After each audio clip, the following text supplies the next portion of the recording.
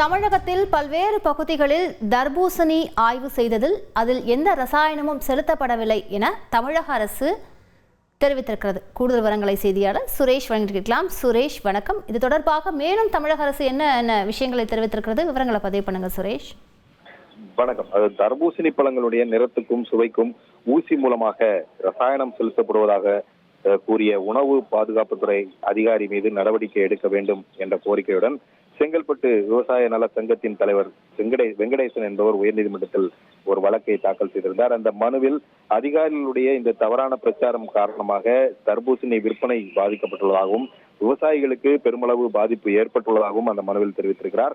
அதனால் இந்த தவறான தகவலை பரப்பிய உணவு பாதுகாப்பு அதிகாரி சதீஷ்குமார் மற்றும் பிற அதிகாரிகள் மீது நடவடிக்கை எடுப்பதுடன் இந்த விவசாயிகள் உற்பத்தி செய்யக்கூடிய இந்த தர்பூசணி பழங்களை அரசாங்கமே கொள்முதல் செய்து அதற்கு குறைந்தபட்ச விலையை நிர்ணயிக்க உத்தரவிட வேண்டும் என்றும் அந்த மனுவில் அவர்கள் கோரிக்கை விடுத்திருந்தார். இந்த வழக்கு நீதிபதி பரத சக்கரவர்த்தி முன்பு விசாரணைக்கு வந்தபோது தமிழக அரசு தரப்பில் ஆஜரான வழக்கறிஞர் இந்த தமிழகத்தில் பல்வேறு இடங்களில் இந்த தர்பூசணி பழங்களை ஆய்வு செஞ்சதில் எந்த ஒரு ரசாயனமும் செலுத்தப்படவில்லை என்று கண்டறியப்பட்டதாகவும் அதன் அடிப்படையில் பொதுமக்கள் மத்தியில் விழிப்புணர்வு ஏற்படுத்தப்பட்டு வருவதாகவும் விளக்கம் அளிக்கப்பட்டது.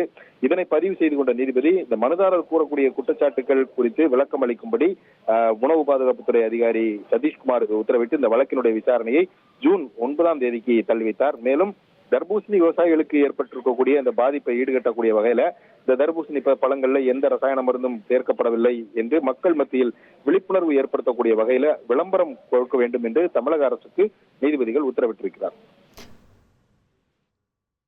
விரிவான விவரங்களுக்கு நன்றி சுரேஷ். அலாவுதீன் நாட்டை காப்பாற்ற போராடும் சாமானிய இளைஞனின் சுவாரஸ்ய கதை தினமும் இரவு 8 மணிக்கு.